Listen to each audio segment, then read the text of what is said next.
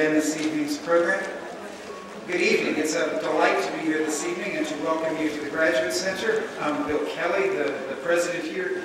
The Graduate Center is the doctorate granting wing of the City University of New York. Here we educate more than 4,500 PhD students in 31 disciplines. We're also home to 29 research centers and institutes. The Graduate Center stands at the center of the largest integrated university in the United States. CUNY currently has 244,000 undergraduates. We expect that number to climb to somewhere over 250,000 by next fall. As part of the Graduate Center's mission as a public university, we offer a wide range of programming, each of these designed to share our research and our thinking with people who care about the world of ideas and the life of the mind. Tonight's occasion addresses a critical and extremely timely question: the future of scientific research and, more particular, doctoral education in the sciences. The development of new researchers, and by extension the generation of new knowledge, is a first-order concern. From a global perspective, the complex problems we confront, climate change, disease control, nutrition, energy, to name just the most obvious, demand the kind of innovation and creativity only sustained research programs can produce. More parochially, the United States will be. Its place in the world, its global competitiveness depend upon the renewal and the extension of its research agenda. The international students American universities regularly attracted to their laboratories are now drawn increasingly to programs in their home countries, in China, India, Korea, Southeast Asia in general. Competition from other developed nations, and I think here particularly of Australia, has intensified. The need, therefore, to enhance domestic pipelines that extend back to high school, has never been more pressing. The film we're about to see particularizes that problem in a very dramatic way. Situated in a single lab, it offers a powerful rendition of the process of scientific training, its challenges, its difficulties, its heartbreaks. Through the eyes of the filmmakers, we come to see how difficult and how thrilling is the process of scientific discovery. The film is the work of Carole and Richard Rifkind. You've seen these floating biographies on the screen. I'm too old to appreciate the pleasures of PowerPoint, but I don't want to repeat what you have already been reading. Let me simply say that Dick Rifkind is one of this country's most distinguished scientists. From 1984 to 2000, he served as chairman and chief scientific officer of the Sloan Kettering Institute for Cancer Research. He has authored more than 250 scientific papers and is responsible for the development of the anti-cancer drug Zolinza. I'm hard-pressed to identify anyone who understands more intimately the nature of scientific research and the importance of the public understanding of science. Carole Rifkind is a writer and activist as well as a filmmaker. Her books on American architecture and urban design are essential standard works in her field. Her work with crucial civic institutions, including the Municipal Arts Society, the New York Landmarks Foundation, and Film Forum, is a model of engaged citizenship. Naturally obsessed, The Making of a Scientist is Dick and Carole's second film. The first, The Venetian Dilemma, is an extraordinary meditation on the transformation of Venice from a vibrant city to a theme park. Like Naturally Obsessed, it addresses broad concerns through a tight focus on individual lives. It's a remarkable film. If you haven't seen it, I urge it upon you. It is a remarkable work. We're fortunate this evening to have Dick and Carole with us. I want to thank them for bringing their remarkable film to the Graduate Center, and I'd like them to stand so that we can acknowledge their presence. Dick and Carole.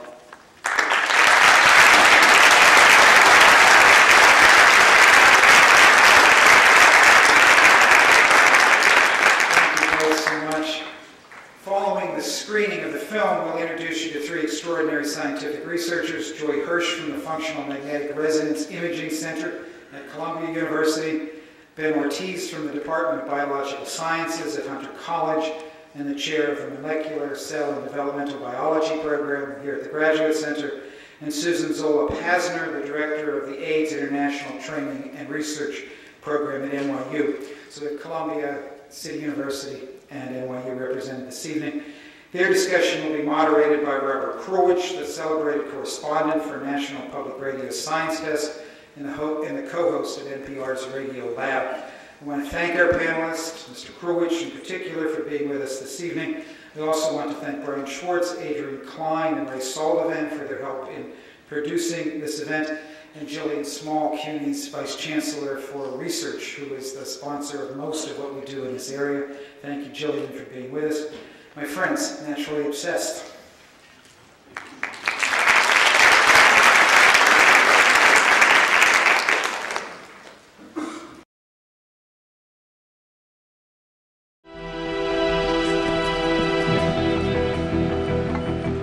There is a certain species of scientists that I refer to as being naturally obsessed. There's this itch or this anxiety that you have that can only be supplied by knowing. What gets me to work every day is that maybe today I'll have the answer to this question, and then I'll have more questions that I'll be able to ask. It's like a challenge every day. You want to know why this works or how this works. You're just driven to find out. One of the best things you can do as a scientist is suffer from obsessive-compulsive disorder, so that you become obsessed with the problem and can't stop working on it until you get to your answer.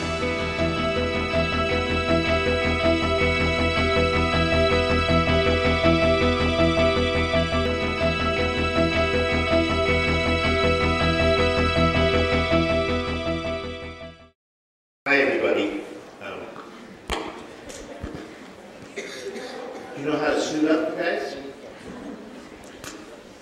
Larry's in the house, is he not? Is he here?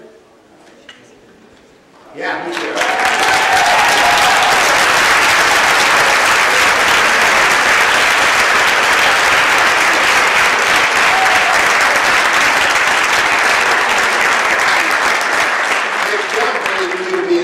But we'll let you be private for a little bit. Is Rob here? No. Kill?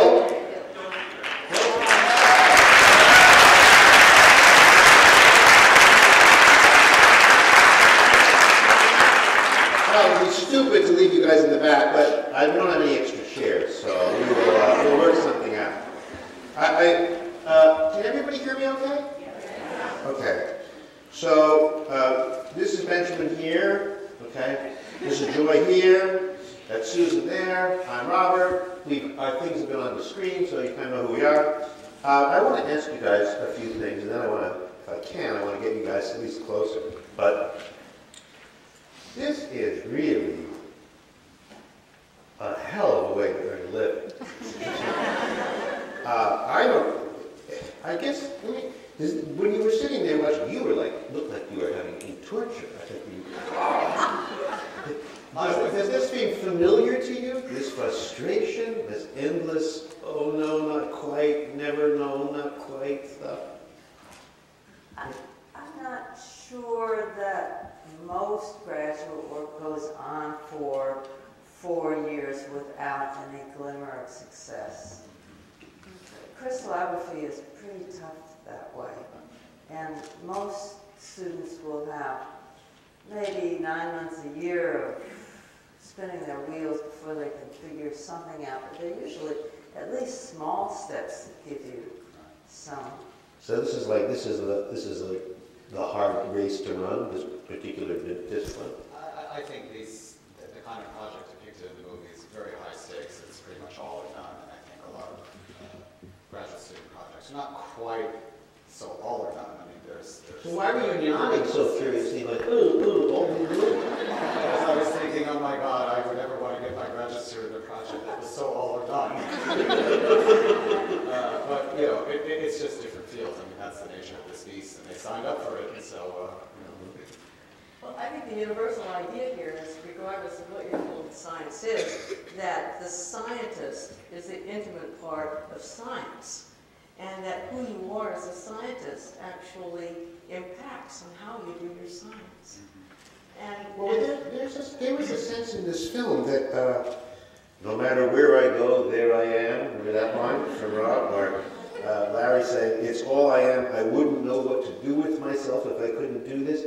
These people, at least the two who emerged triumphant in the last scene, professor and the student who gets a PhD, there was a feeling that they had some kind of toughness or something in them early. They couldn't help it. Right. Well, you oftentimes say that scientists are born, not made. And those of us that are in the business of teaching scientists to be scientists, that's a little bit frustrating because they either come to you as a scientist or they don't. There's not much that we can do as professors to make them scientists, I don't think. Can you smell that?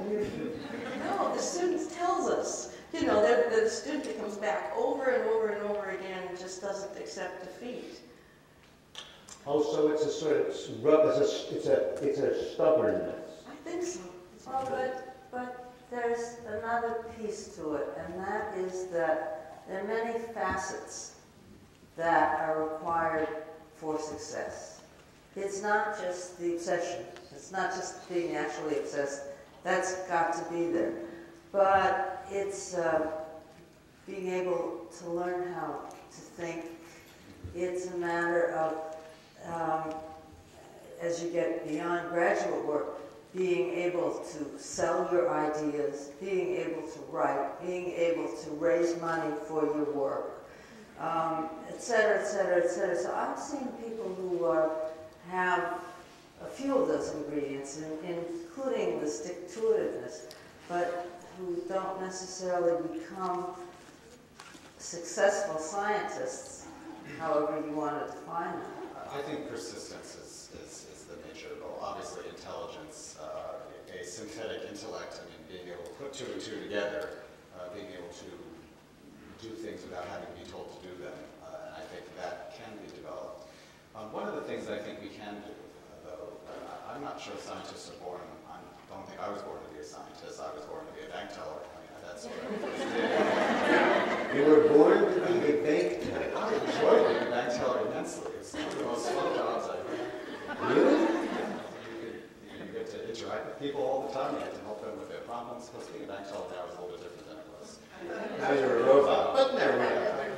You used to actually have to solve problems, and I never dealt with so much money in my life either. It was a lot of fun. It's kind of scary to think how much fun it was. I could have kept on going if it weren't for the professors where I were sort of peeked me out for this kind of a career. You had a teacher said, "Leave that bank, young man." Actually, yes. At a certain point, yeah. Once I took to lab work as an undergraduate, I obviously left the job at the bank, but I did hedge my bets. I wasn't sure if I was going to lab or not. I actually started working in a lab while staying at the bank. And then we kind of made this deal that if I liked the lab at the end of the summer, that I would leave the bank. But if I didn't like the lab at the end of the summer, that I would give that up and stay. So no, I'm not sure we're all born. I think we have to really be shown what it's all about. And when we have I grew up with no concept of what a scientist does at all. So if you have, there were a number of things on display there. One was just having ideas, then having another idea, then having another idea after that. A kind of tactical creativity again. Stubbornness, patience, huge amount of competitiveness.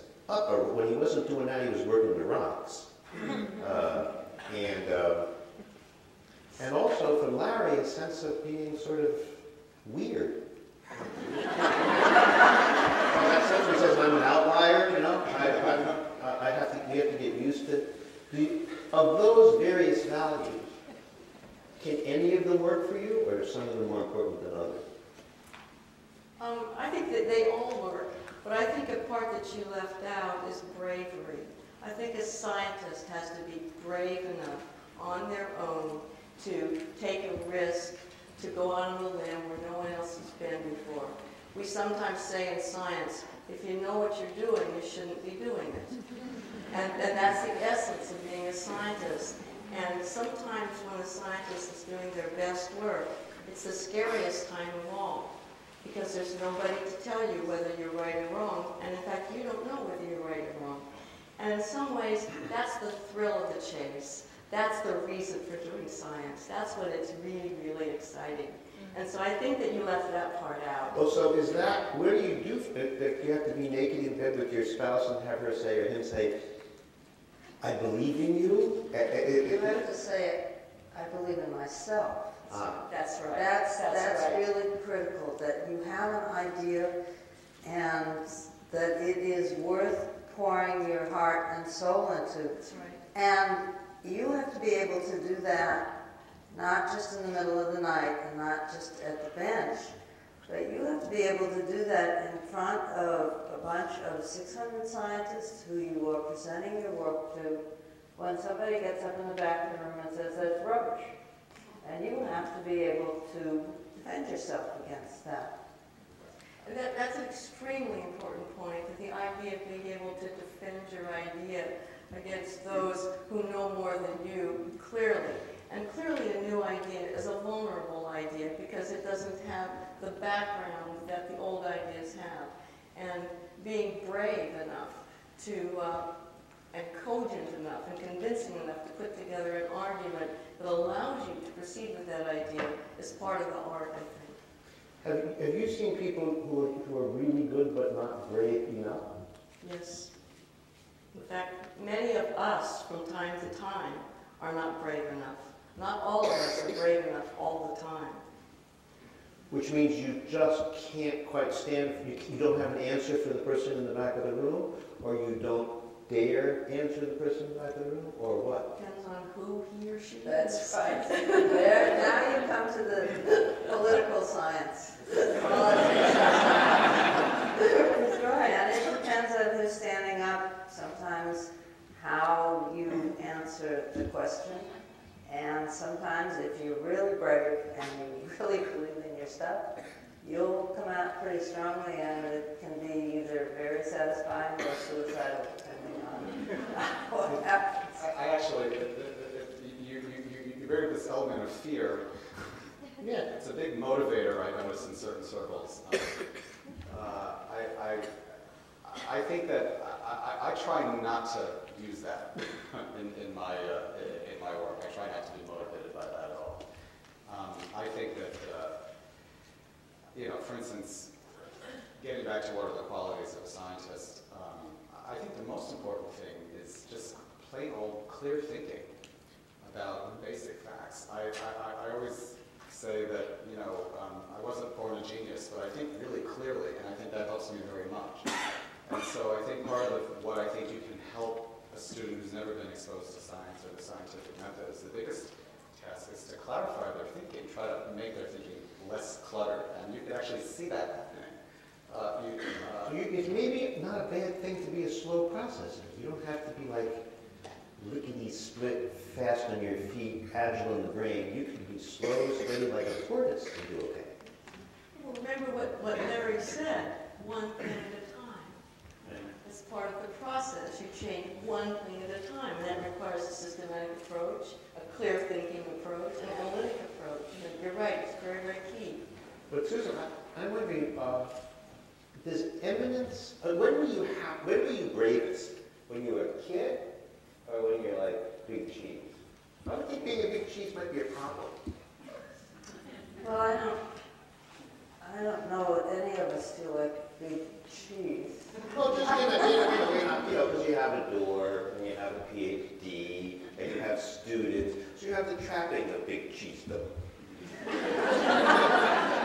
You may not ever believe it, but I was thinking that Rob's moment, he was apparently, Rob seemed a little like crazy, but he seemed brave in his craziness. And I don't know, I wonder what Rob will be like when he's 50. Maybe the same, I don't know. There's a fine line between brave and crazy. Well, I do want to make this, I do want to come back to this idea of crazy or being an outsider. Because the consensus, I think, is that scientists are geeks and weirdos.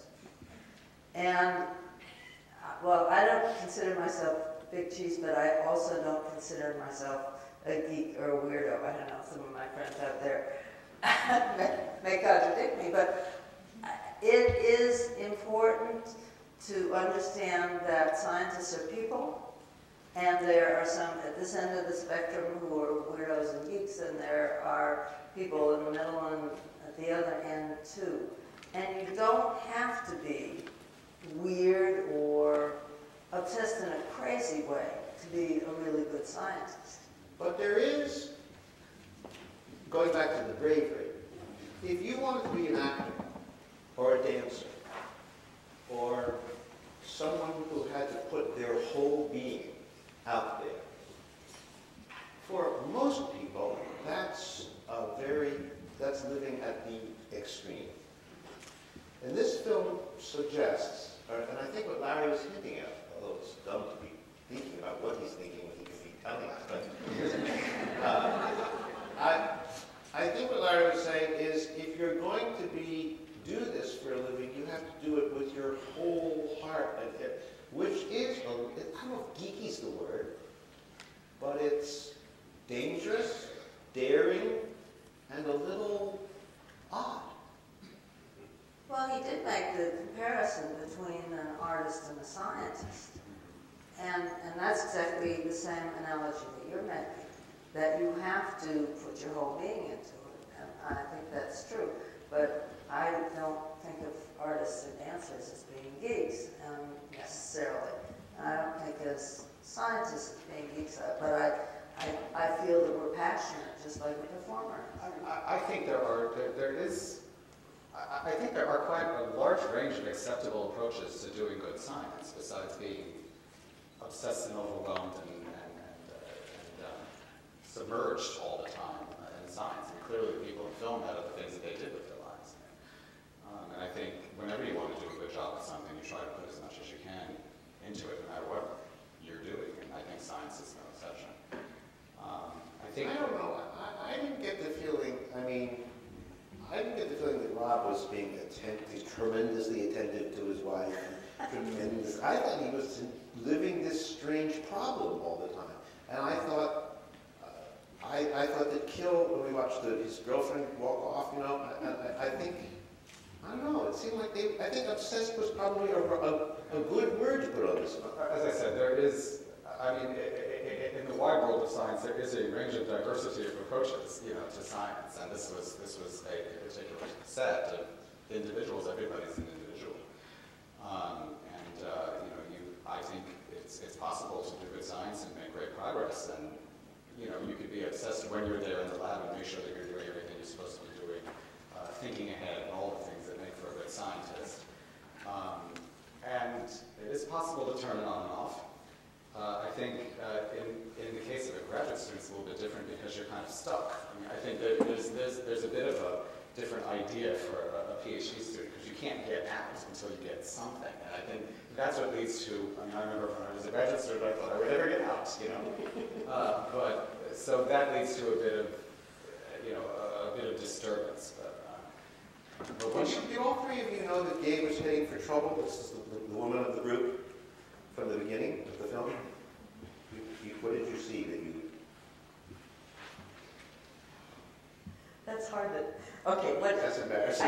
It is. It's a little bit hard to express, but yes, I sense that probably that she was the one that wasn't going to... that the thrill of the chase wasn't going to make her happy. That there were other things that were going to make her happier. The risk of being a scientist is sometimes very painful. I think perhaps she might have been better matched to a different type of project. I don't think, she's not a failure by any stretch of the imagination. She certainly has a career now, and that's fine. But I wonder had she been matched to a project where it wasn't so all or none, where she could have seen the incremental progress from time to time.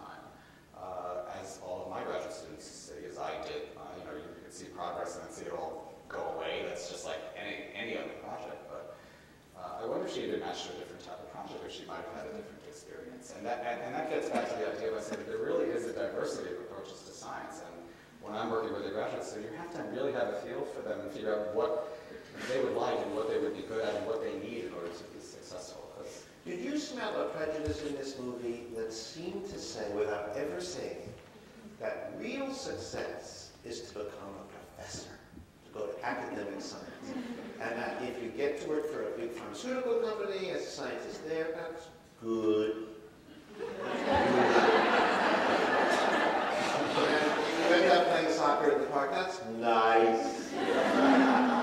Well, she was smiling the widest. But it was told from an academic point of view. I mean, you're telling it from a Columbia point of view.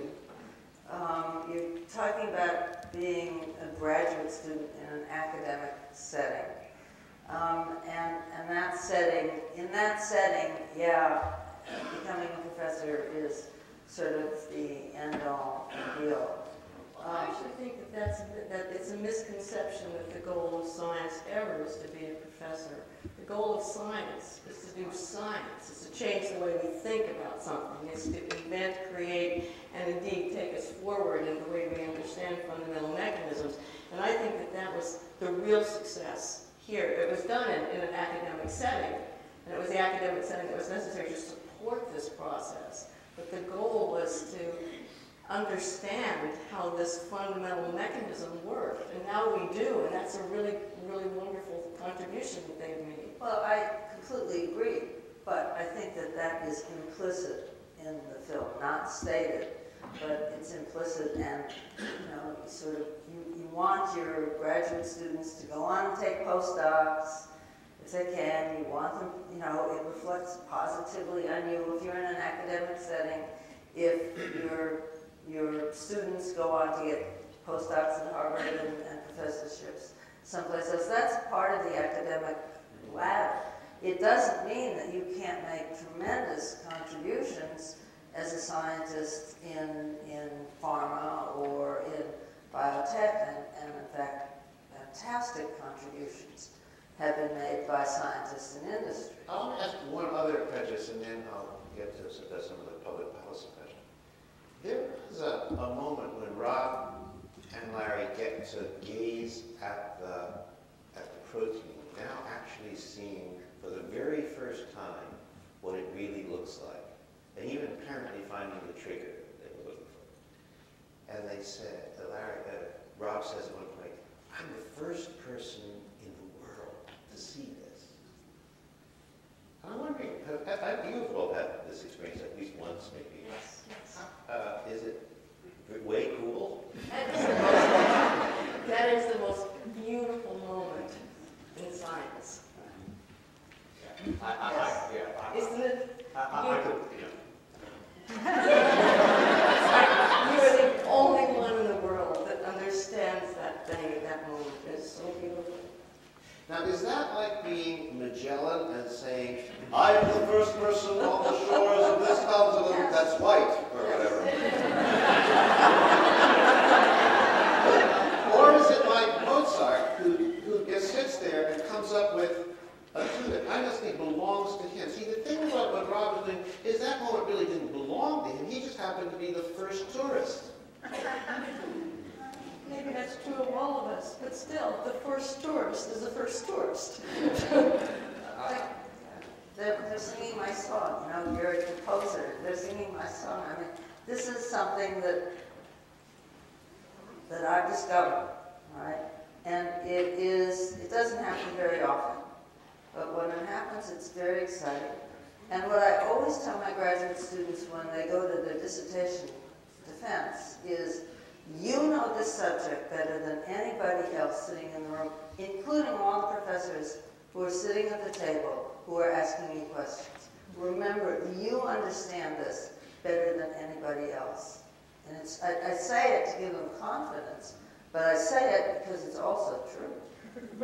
And that sense of ownership is extremely important to a lot of graduate students, and I think that's why getting this incremental progress, when you get a finding, you start to take ownership of the project. But it's so fragile. I mean, half the time, Larry Larry and Robertson think, "Oh, I hope we can get this into a magazine before some guy named Kim Il-Pul goes somewhere else, who's probably working on the same problem. We'll get it right down to within 1 decimal point of us." So I'm trying to think, what is the true accomplishment here? Is it just being the first to all of your wiles, or is there something deeply creative about this? I'm not sure. It's all sorts of things rolled into one. I mean, it's repetitive, you're hearing that, but it's incredibly creative. It is looking, it's not just seeing something for the first time, but understanding something in a new way. And it's not just to get to the top of the mountain. It is to understand this so that you can use this information for the better good. And in this case, to understand obesity and diabetes, and to hopefully take this piece of information and then, as they talk about, move it into developing drugs that are actually going to help people. So it is not just a matter of being there first, although that's incredibly exciting, but it is what this means for the next step and ultimately to help people. I think that that's so rational and so perfect. But I don't think that that's how scientists really work, some of the time anyway. Because it is just, sometimes I think that scientists, or perhaps I'm speaking of myself, but I feel like I'm a scientist because I can't do anything else. I feel completely incapable of any other job. Because you do not have the bank teller option? No, I don't have the bank teller option. There's simply nothing else that I can do. And I'm driven to do this art form. And I think that's what Larry said too. And I think it might be different for other people. I wish I had such lofty views of wanting to help people understand the mechanism of diabetes. But I'm afraid I have to admit that I just want to discover the next process, and I just, regardless of whether it's important or not. So you're the Judy Garland of science. Well, I don't know about that. Well, I actually feel that in many ways that's what I do, because that's what I know how to do and that's what I love. So there's basic science. I think this comes into this issue that you hear a lot about, which is basic science, which is knowledge for knowledge's sake, which is incredibly important. And then there's knowledge for translation into the greater good. Now, I have to say, when I was a graduate student, the implicit or explicit expectation was that you were doing science, basic science, just for the knowledge itself. And I had to sort of whisper to good friends of mine that I was interested in understanding immunology so that it could be used to help people. Now I feel okay to say I want to use basic immunology to develop a vaccine for AIDS. That sort of flies okay these days. But you know, basic science is extraordinarily important. And then using science, and I think that's what you're talking about. But then there's also a great deal of satisfaction in knowing that you figured out, for instance, the structure of such and such an antibody, so that you can, and that's beautiful, and the picture is incredible, and I come home and say, look at this. But then I know that I can use that to build a vaccine. So there's many levels of satisfaction. I guess it's appropriate that I'm in the middle here. I certainly love the thrill of discovery. I love, being able to do an experiment that some reviewer tells me is impossible. And then I basically send back the paper and say, well, this impossible experiment was done, and you're wrong. So that's... And that feels good. Yes, I always say every postdoc has to do at least one experiment that has never been, that someone tells you cannot be done. But anyway, so yes, I do, there is that visceral rush and thrill of doing things like that. That's true. But I'm also really in league with you in terms of that we're not doing scientists just to give ourselves rushes and thrills of discovery. It actually has a purpose in society, and this gets to the issue of broader impact, which is sort of something that I think a lot, at least of the scientists that I've been fortunate to work with, really have a very conscious of impact. And this really comes from having a diversity of perspectives in the laboratory. I mean, the idea of having a vaccine for AIDS, the broad impact of that, besides saying, well, I'm going to beat this virus as a game, the broad impact of coming up with a vaccine for AIDS really comes from people that you might know who might actually need it. And those kinds of, and people who might be consumers of what you're discovering actually being involved with the scientific process. And this is why a diversity of perspectives on science is so important. I want to, just before we get open questions to you and talk about public policy, I was wondering if you two guys from the film way back there, would you just do me the favor of just coming down to that microphone? So, Kil and Larry, just since you're here, and you are, it would be like having Johnny Depp in the theater.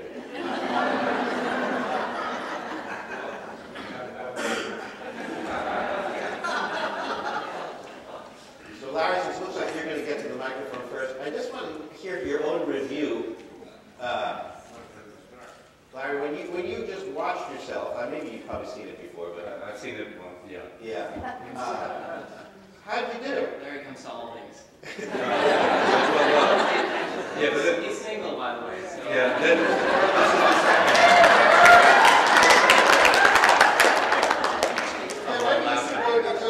Go to the other microphone. That way I can get you. How do you look to yourself? Did you like yourself? Or did you cringe at yourself? Well, there are some cringeworthy moments, certainly.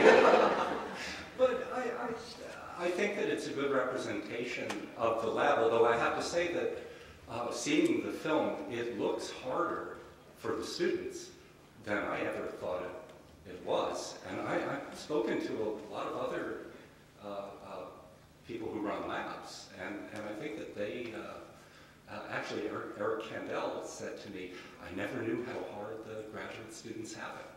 So, wow, you're tougher than Eric. That's worrisome. Yeah, that's it is. But so when you saw Kil's face go from bright to doer to bright again, and so it seemed to me that you were trying to be tender, and you were trying to not be too tender. You were trying to be attentive, but you were trying not to be too attentive.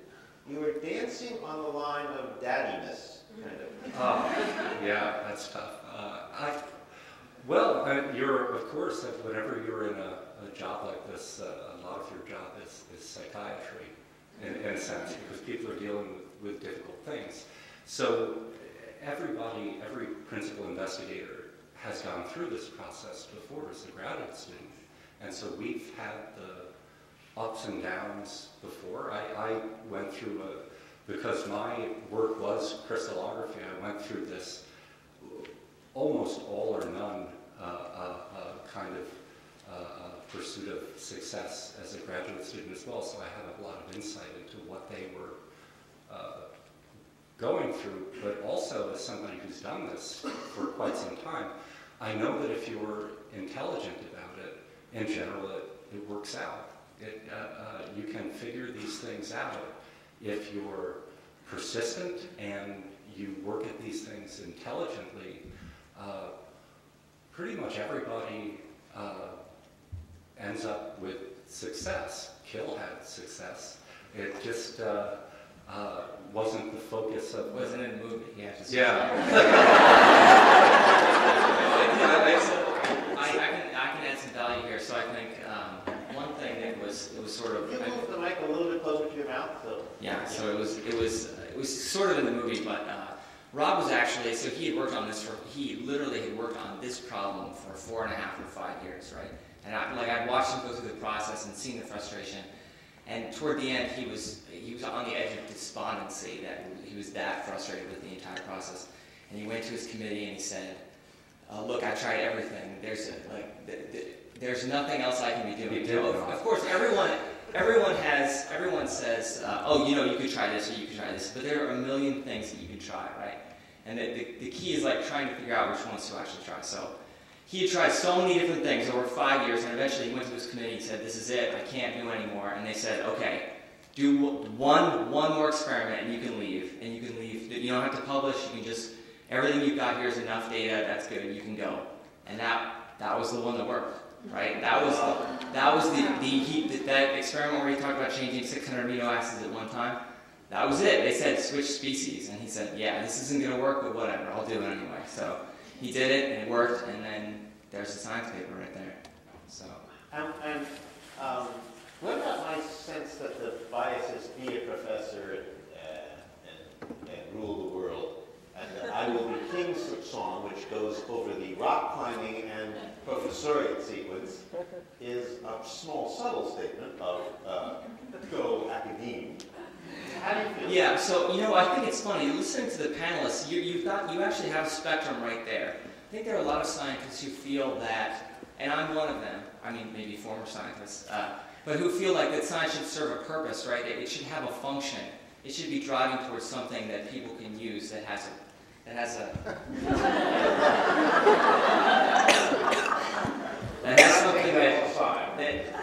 a purpose, right? And then there are other panelists or other scientists who feel that science for science sake is enough in itself, its own end. And so one more quick question. All right. One more quick point, and that's the people. So the funny thing is, the people in science are generally of the panelists on the right persuasion, and then people who come in and out of science and see different things other than science as important, and see science as having a purpose in terms of society, then, you know, they tend to populate that area. You know what I mean? Yeah. Go ahead, Larry. You know, they tend to. You know what I mean? Yeah. Go ahead, Larry. A few things about this. I mean, one with respect. Not a few things. Do one thing. Well, I'll do one first. But with respect to basic science and applied science, I mean, first I'd like to say I have enormous respect for people in pharma, because many of them I have many friends, and they do wonderful things. They're the people that make the drugs, right? And it's very important. But what is basic and what is applied sometimes doesn't become clear until much later. And so an example of this would be people in the early days working on enzymes that cut bacterial DNA in certain places, restriction enzymes, right? And what the purpose of that might be, you know, maybe wasn't so clear at the time, but now it's the foundation of the whole biotechnology industry, and it wasn't clear when we were doing that at the time. And so having science run with the purpose, with an overt purpose of societal gain from it, it has a very large chance of really destroying a lot of good that might come out of science, because we don't understand where it will come from. And so the NIH has been a remarkable success, because most of the funded science is investigator-initiated. It's professors and other people all around the country with ideas, and those ideas are judged for a lot of reasons. I mean, for its interest, not only for its utility, but also in large part to how much it will advance knowledge, because who knows what will come from that. Well, thank you both, and I'm going to open it up for questions. I would invite you to ask. We have the Congress proposing to pour money in your general direction. We have an enormous number of kids now rushing to graduate schools to sign up, both to stay out of the cold and also because maybe this form of investigation is going to get rich kid, and maybe a real job in it. Also, the hedge fund business is. What I'm going to do is this. I'm going to give people who have babysitters and afternoon experiences that they want to have a chance to just walk away right now. And then the ones of you who choose to remain, let's do 15 minutes more and then we'll quit. So for those of you who want to go, this is a good time to leave. And those who want to stay, this is a good time to stay. I give it about 1.5 minutes. And we'll just do, I don't know, 15 minutes and then we'll be done. So let me ask you guys about that. Well, we have a little bit of you guys. What about this change in the weather? Are you worried about it? Are you happy about it? Are you happy and worried about it? What do you mean? More money may be coming for research more money may be coming to schools, to graduate students to do science. More attention may be paid by the President of the United States. What could be better than fueling the science infrastructure in this country? What could be better than teaching students? Yes! Yes! What could be better than building on our ingenuity, our creativity, our investigational skills? If there's anything we are good at in this country, it's Yankee ingenuity. And that's what we're fueling. Are you sure? Because the Yankees have been missing this. That's true. That's true. But it is a way to build enterprise that doesn't exist now. It is a way to build the science, and I think it's a wonderful investment to make. Well, it would require 8th graders, 9th graders, 10th graders, and 11th graders with fire in their bellies for this sort of thing. Well, yes, thank heavens. But are they there? Yes, absolutely. Absolutely. I run a program for high school students from my lab. They come and work in the lab in the summer. They do the Intel projects and so on. And these kids are just not dead brilliant. They've got fires in their bellies like you wouldn't believe. And if we just don't kill it, we have an incredible resource. I think that you need to understand that for the past several years, the funding line at the NIH has been around 10 or 12%.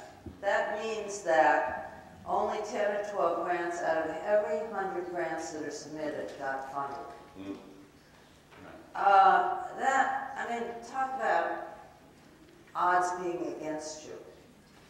And it's been a terrible time in the sciences. So all of a sudden, somebody turning on the spigot again is just incredible. And I have to say, I spent this morning talking to the 3 or 4 principal investigators in my group about the Townhall meeting that is going to take place at NYU on Monday afternoon when the Associate Dean for Research is going to tell us about the money that's in the stimulus package for new NIH grants. And I said, deadlines are going to be at the end of April. Start thinking right now about what you're going to submit, and there is a sense of, there's an energy that I don't know. What about the possibility that this is just the science bubble? These guys are going to say, hooray, hooray, hooray. You get all this money for 4 years. No, 2. 8 years. It's only 2. The stimulus package is 2 years. Most of us apply for funding for 5 years. This is 2 years. But, you've got to prime the pump, and hopefully this is priming the pump. But this new funding from the stimulus package is only 2 years of funding, and the NIH is only committing with these granting mechanisms to 2 years of funding. But it's going to give people who haven't been funded for a while because of these very tight funding restrictions a chance to get back into it again. My name is Tina Kakamis. I teach at the Harlem Children's Zone. And now I work with teens, but for a period of time I've also worked with 5 to 10-year-olds. The 5 to 10-year-olds could not get enough science. Anything, they would do anything. And the teenagers are dropping science and math as soon as they can. And a lot of them in under-resourced schools, they can get a 90% and fail the Regents.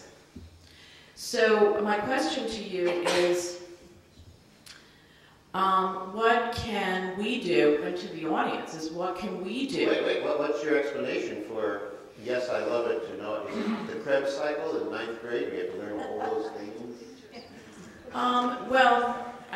That's what my whole practice is based on. I have my own ideas about getting, having kids work hands-on and staying with where they're at as opposed to some of the other things that are going on. But what are we going to do as a society to really get these kids exposed? They're watching music videos all the time. They want to be directors, they want to be dancers, they want to be singers. But this they've never seen, So I just put that out there to the group. Thank you for the question. Every spring semester we have at least once a month we have groups of high school students from New York City Public High Schools come and visit the laboratories at Iron College. the chair of my department, Shirley Rouse, runs this program that funded by the Howard Hughes Medical Institute to bring public schools kids into the lab so that we can show them what a lab is all about. I'm fond of telling them that when I was in junior high school and high school, I hated science. And here I am, a scientist with my lab coat, and and I put it on just for all of you because I normally don't wear it, but showing them all the things in the laboratory. But and people hate banks now. So. I think what the questioner was pointing out is that there's an innate curiosity in kids that I think tends to get squelched by formal schooling. But there's actually, for the science, that I think there's a real reason for that phenomenon. In order to really progress in science and to be able to do all the cool things in science, you need to know a lot of stuff. And going through the process of learning all of that stuff is just less fun than imagining all the great discoveries that you're going to make. So what I tell them is, hang in there because it gets better. It really, really does get better. Just stick with it, learn it, hold your nose, do it, absorb it, put two and two together, and then eventually there will be a light at the end of the tunnel where this is actually going to become fun again. But I think for them to hear that someone who is a practicing scientist who's very excited about that the field really went through that long, dark tunnel of junior high school and high school science and regents exams and everything is, I just tell them, stick with it, it gets better. It really does. Well, I think we need better and more creative teachers. I mean,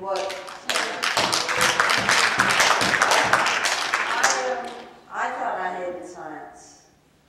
And looking back, I didn't, but I thought I did. And then I had a fantastic student teacher in the 10th grade who I guess had the resources to open the classroom before school started. And I went into class to get extra credit one day, and he had pond water set up under a microscope, and I looked into the microscope and there was a whole world there. It was like going snorkeling, and you look and there was a whole world I didn't know. And it caught me. So, having a fantastic teacher, having the resources to set up extra things, and then good teachers down the line, that's what made the difference for me. And to be a terrific pianist, you also have to learn how to do the scales. But if you have a sense of loving the music, even as a kid, you'll play the scales while you're doing the other stuff. So yeah, you have to learn the Krebs cycle, and then you can forget it most of the time.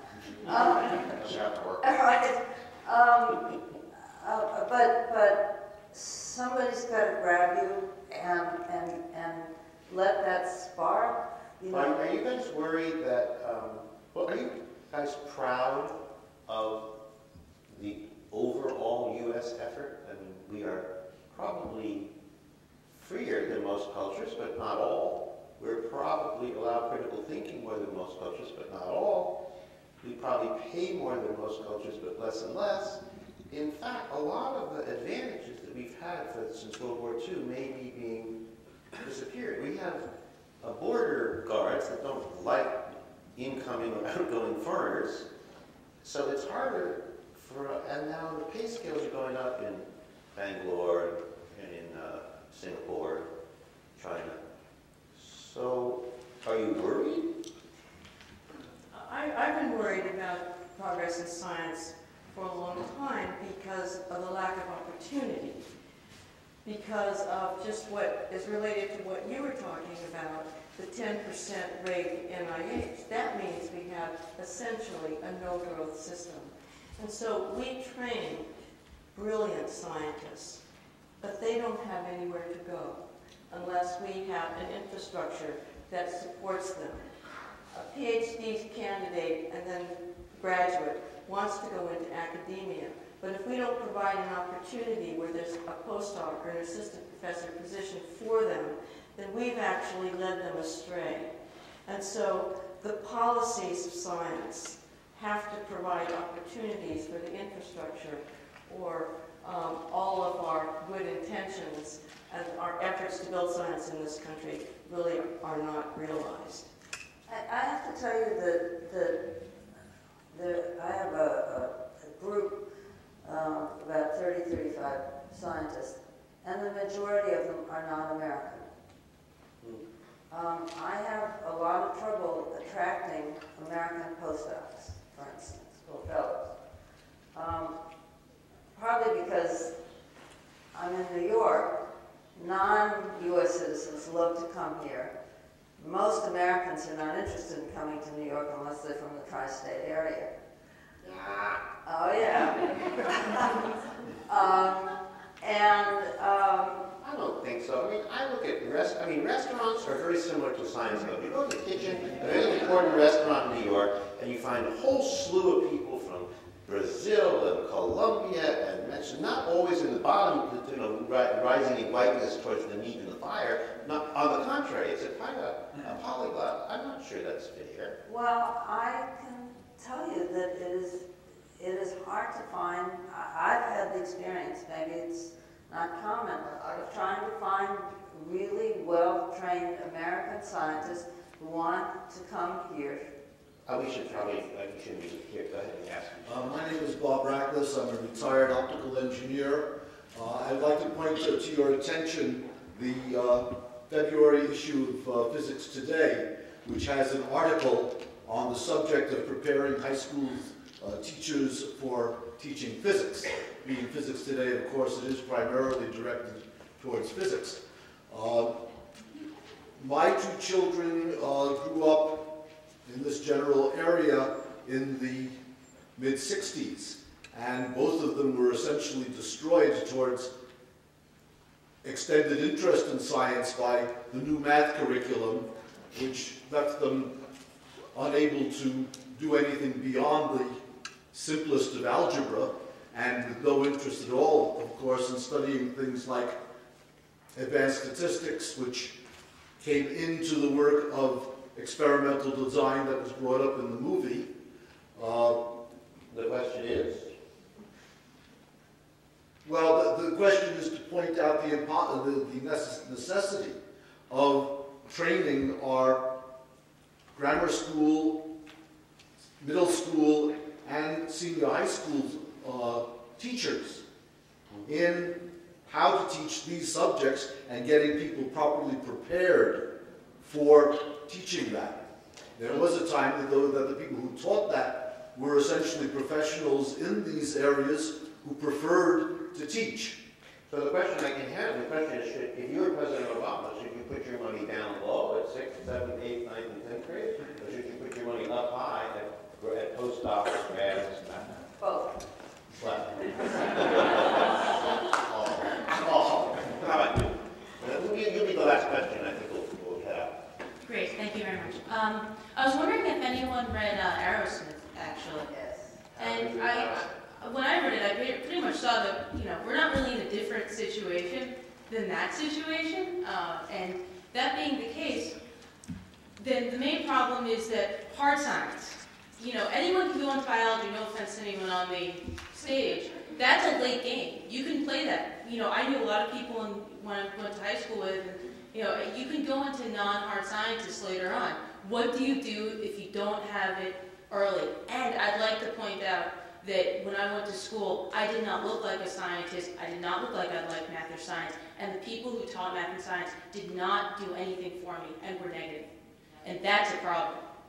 How about you? I'm not just a girl. I'm not just a girl. I'm also a girl who was athletic and who didn't seem to have any social problems. Well,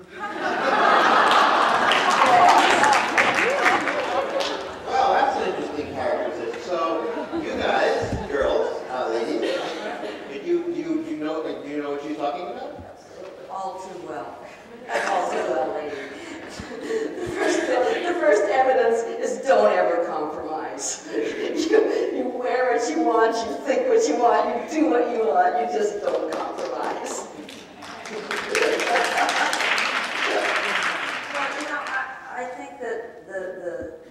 subliminal message when I was talking about you don't have to be a geek to be a scientist is that you can be a woman, you can be attractive, you can be a mother, you can be a wife. And I find that one of the things that I turn out to be is a role model, because I am a successful scientist, married for a long time, 2 grown children. I mean, and I'm not athletic.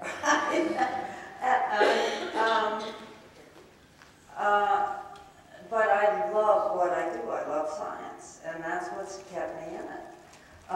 But it is still an area that is ruled by the old boys club. Don't fool yourself, right? I think about 50% of the people getting PhDs are not female. Women were more of a problem than men. I'm sorry to say. Women were more of a problem when I went to school than men. She's saying that women were more of a problem for her at school. She's saying a lot of things, and we should all say a lot of things to each other, but we have to go now, I think.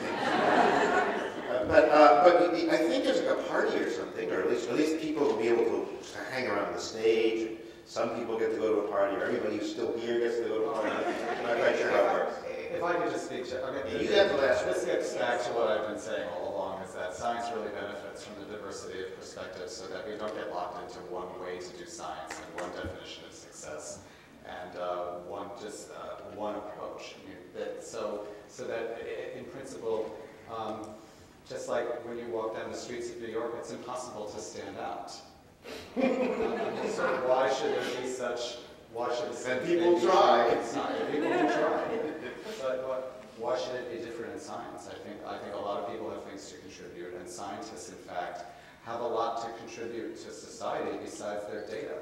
And I think if we define success in that way, at least I try to define my success in terms of not so much just the data, but what have I done for the people who I interact with? What can I contribute besides the data? I think if we had that diversity of perspective throughout science, a lot of the things we're complaining about would change.